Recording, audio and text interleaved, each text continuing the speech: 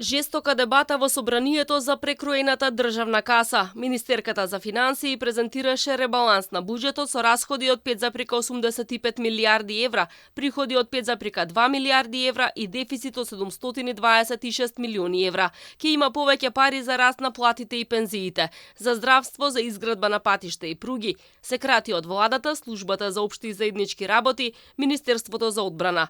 Се додава кај МВР, индустриските зони, земјоделците за здравствена заштита. Капиталните инвестиции се на нивото од 730 милиони евра.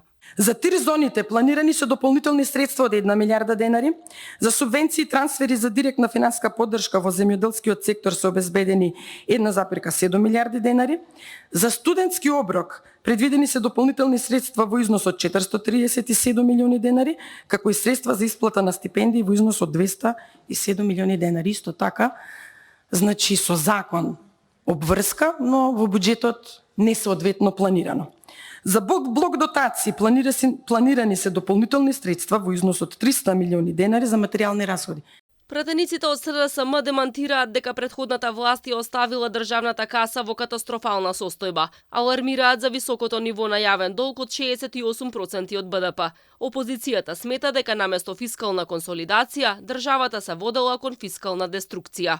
Со ребалансот економијата ќе биде претворена во чудовиште составено од разнородни и неприродни споени политики.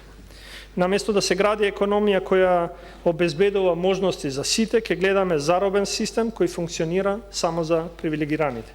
И тоа со привилегии стекнати во 4 очи. Поединци се богатеа, додека народот почна да купува бајат леп за да го помине денот. Народот ни даде шанса да ги промениме овие нешта.